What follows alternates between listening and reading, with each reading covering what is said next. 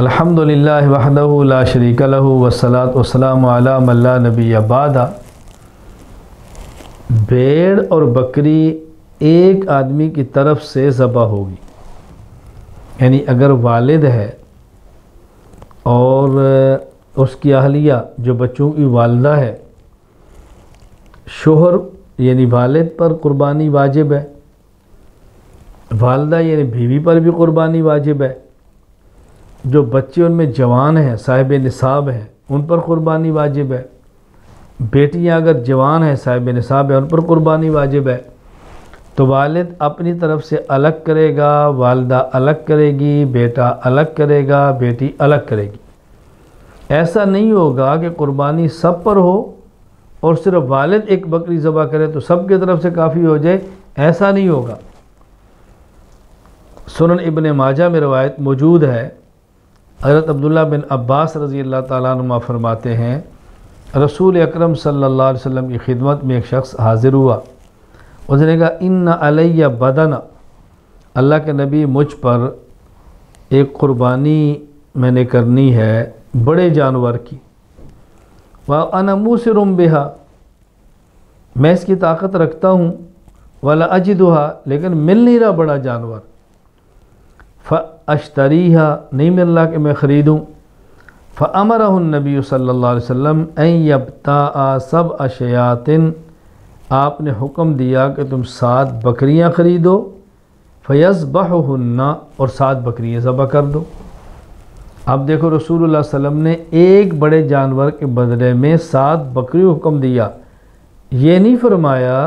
کہ اگر ایک بڑا جانور نہیں ملتا تو ایک بکری ذبح کر لو۔ تو اگر ایک بکری سب کی طرف سے کافی ہوتی تو ایک بکری کو حکم فرماتے، فرمایا ایک بڑا جانور نہیں مل رہا تو پھر 7 بکریاں ذبح کر دو۔ حضرت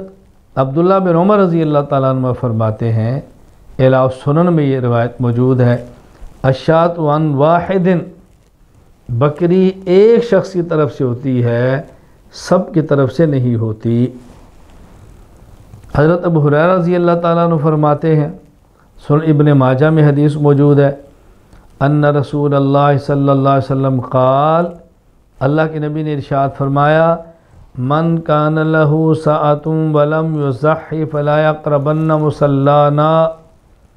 جو شخص قربانی کی طاقت استطاعت رکھتا ہے،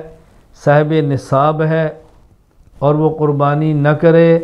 تو ہماری عیدگاہ کے قریب بھی نہ آئے۔ معلومہ قربانی کرنا واجب ہے، اور کیا فرمایا، جو شخص بھی طاقت رکھتا ہے، معلوم ہوا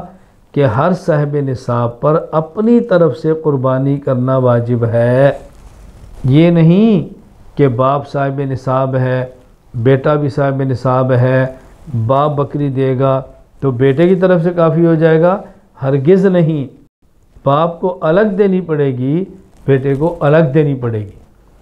شوہر صاحب نصاب ہے، بیوی صاحب نصاب ہے، شوہر الگ قربانی دے گا، بیوی الگ قربانی دے گی۔ اچھی طرح واضح نشین فرما لیں، ایک گھر کے سربراہ کی قربانی پورے خاندان کی طرف سے کافی نہیں ہوگی۔ ہاں قربانی واجب بھی ایک سربراہ پر ہے، بیوی پر بھی واجب نہیں، صاحب نصاب نہیں، بچوں پر بھی واجب نہیں کہ وہ صاحب نصاب نہیں ہیں، ان پر بھی قربانی واجب نہیں ہے۔ تو وہاں بس اوقات ایسے ہوتا ہے ایک شخص قربانی کرتا ہے، سارے گوشت کھاتے ہیں، اور ہارے کہتے ہیں ہم نے قربانی کی، ہم نے قربانی کی۔ تو اس کا معنی یہ نہیں ہوتا کہ قربانی جن پر واجب تھی سب کی طرف سے ہوئی، وہ واجب ہی ایک پر تھی، اس لیے وہ ایک نے قربانی کر دی ہے، باقی بچے پھر باپ کی قربانی کو اپنی سمجھ رہے ہوتے ہیں، وہ چھوٹے جو ہوئے۔ اس لیے اس بات کو سمجھنا بے حد ضروری ہے، قربانی افضل ترین عبادت ہے، واجب ہے، اللہ کا حکم ہے، رسول اکرم صلی اللہ علیہ وسلم کا مبارک طریقہ ہے، امت کا متواتر عمل ہے، اس میں سستی اور کوتاہی نہ کرنے اور شبہات میں پڑھ کے اپنی قربانی ضائع نہ کریں۔